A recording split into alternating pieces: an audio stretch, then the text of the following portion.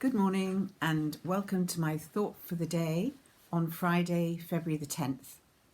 And I'm going to read an extract from John, the Gospel according to St. John, chapter 18, verses 12 to 27.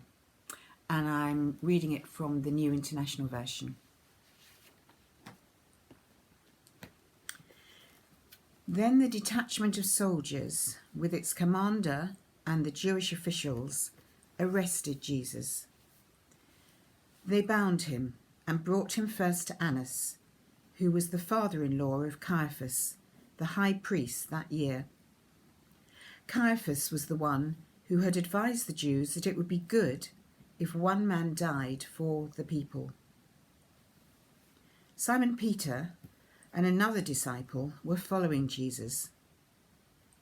Because this disciple was known to the high priest, he went with Jesus into the high priest's courtyard, but Peter had to wait outside at the door. The other disciple, who was known to the high priest, came back, spoke to the girl on duty there, and brought Peter in. "You're not one of his disciples, are you?" the girl at the door asked Peter. He replied, "I am not." It was cold, and the servants and officials stood round a fire they had made to keep warm. Peter was also standing with them, warming himself. Meanwhile, the high priest questioned Jesus about his disciples and his teaching. "I have spoken openly to the world," Jesus replied. "I always taught in synagogues or at the temple, where all the Jews come together. I said nothing in secret. Why question me? Ask those who heard me. Surely they know what I said." When Jesus said this, one of the officials nearby struck him in the face. "Is this the way you answer the high priest?" he demanded. "If I said something wrong," Jesus replied, "testify as to what is wrong. But if I spoke the truth, why did you strike me?"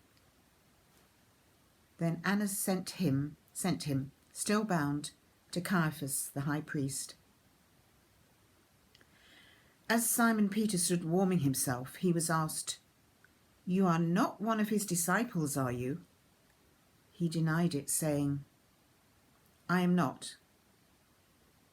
One of the high priest's servants, a relative of the man whose ear Peter had cut off, challenged him. "Didn't I see you with him in the olive grove?" Again, Peter denied it. And at that moment, a cock began to crow.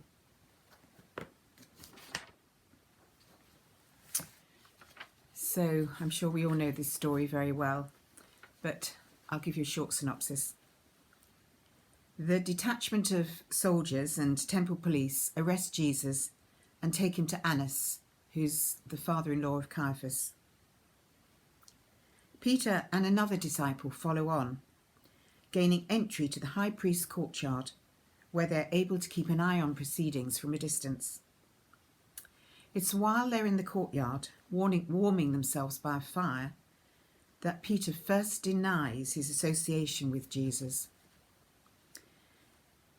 Jesus is examined by Annas before sending him off to Caiaphas. And it's during this questioning that Peter denies Jesus 2 more times. So the other disciple is probably John. He knew the high priest and identified himself to the girl at the door. Because of his connections, John got himself and Peter into the courtyard. But Peter refused to identify himself as Jesus' follower. Peter's experience in the next few hours would change his life.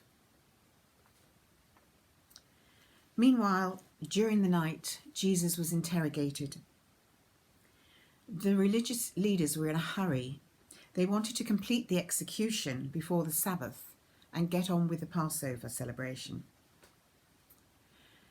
Imagine standing outside while Jesus, your Lord and Master, is questioned. Imagine watching this man, whom you have come to believe as the long-awaited Messiah, being abused and beaten. Naturally, Peter was confused and afraid. It is a serious sin to disown Christ, but as we learn in a future chapter, Jesus forgave Peter. No sin is too great for Jesus to forgive if you are truly repentant.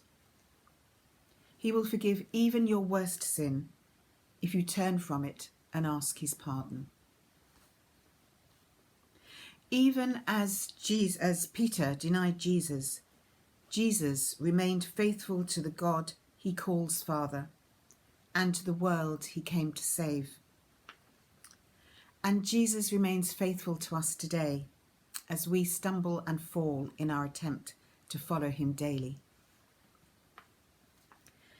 Peter's biggest failure was denying Jesus following his arrest. But instead of becoming that failure, Peter lived in the light of the resurrection and clung to Christ. What an amazing and wonderful God we follow. Do enjoy your day. Thank you for listening.